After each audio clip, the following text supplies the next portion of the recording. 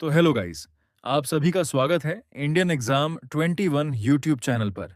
तो चलिए आज का सेशन चालू करते हैं। क्यों जो आधारभूत का टॉपिक है। आज का पहला क्वेश्चन है, सारभूत रूप में विधि की सम्यक प्रक्रिया का अभिप्राय क्या है। ये 2023 में पूछा गया क्वेश्चन है यूपीएससी में। 2023 का B is a correct answer हो जाएगा, विधि द्वारा स्थापित पद्धति। चलिए आज का दूसरा क्वेश्चन, निम्नलिखित में से कौन सा एक कथन किसी देश के संविधान के मुख्य प्रयोजन को सर्वोत्तम रूप में प्रतिबिंबित करता है। तो इसका कौन सा होगा option A B C D में से कौन सा होगा। तो इसका होगा ऑप्शन सी, यह सरकार की शक्तियों को परिभाषित व सीमाबद्ध करता है। तो option C is a correct answer. आज का तीसरा क्वेश्चन, निम्नलिखित में से कौन सा राज्य शब्द को सर्वोत्तम रूप से परिभाषित करता है। तो इसका ए बी सी डी में से कौन सा होगा। तो option A is a correct answer होगा। व्यक्तियों का एक समुदाय जो बिना किसी बाह्य नियंत्रण के एक निश्चित भूभाग में अस्थायी रूप से निवास करता है और जिसकी एक संगठित सरकार हो। तो ए इज ए करेक्ट आंसर।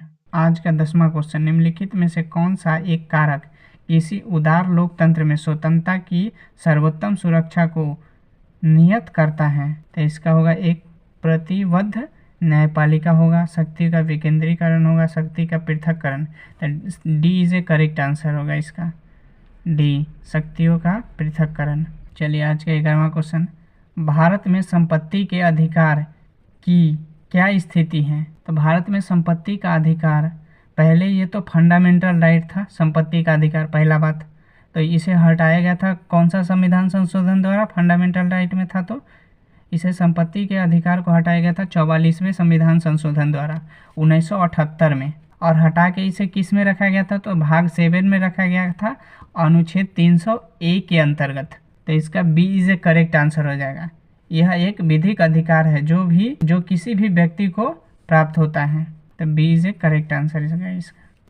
चलिए आज का 12वां क्वेश्चन, गांधीवाद और मार्क्सवाद के बीच एक समान सहमति पाई जाती है, यह निम्नलिखित में से कौन सी है। तो ये होगा इसका ए इज ए करेक्ट आंसर होगा। यह अंतिम लक्ष्य के रूप में राज्यविहीन समाज की स्थापना करना चाहते हैं।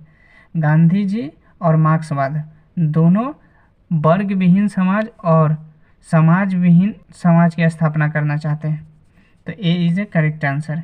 चलिए आज का 13वां क्वेश्चन देखते हैं, भारत के संदर्भ में नौकरशाही का निम्नलिखित में से कौन सा उपयुक्त चरित्र चित्रण है।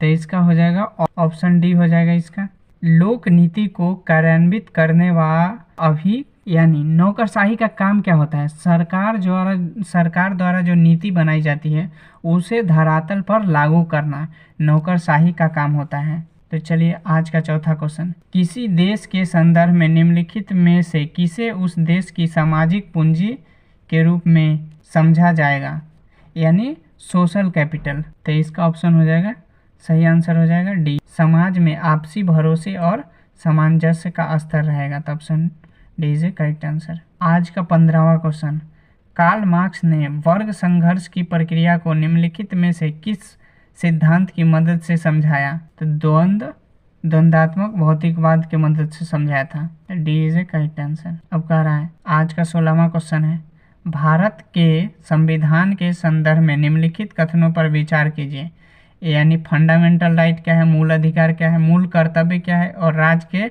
नीति निर्देशक तत्व क्या है, यानी डीपीएसपी क्या है। तो ये कह रहा है, भारत सरकार द्वारा आरंभ किए गए राष्ट्रीय सामाजिक सहायता कार्यक्रम में भारत के संविधान के उपयुक्त उपबंधों में से कौन से होते हैं। तो इसका सिर्फ तो ये होगा, 3 होगा सिर्फ, डीपीएसपी सिर्फ ये होगा, राज्य के नीति निर्देशक तत्व यानी डीपी। आज का 17वां क्वेश्चन, नीचे 2 वाक्य दिए गए हैं, एक को कथन ए कहा गया है, दूसरे को कथन आर कहा गया है। अब कह रहा है कि कथन ए और कथन बी में से कौन सा सही है। अल्पसंख्यक शब्द की भारत के संविधान में परिभाषा नहीं दी गई है। तो ये सही आंसर हो जाएगा। अल्पसंख्यक आयोग एक संवैधानिक निकाय नहीं है, ये भी ये सही है। तो इसका दोनों होगा, लेकिन ये सही व्याख्या नहीं कर रहा है। तो ये दोनों सही है, परंतु आर ए की सही व्याख्या नहीं कर रहा है। तो इसका B is a correct answer. Thank you for watching. Next class में देखेंगे भारतीय ऐसा ही इंफॉर्मेटिव वीडियो देखने के लिए हमारे चैनल को सब्सक्राइब करें और वीडियो को लाइक जरूर करें।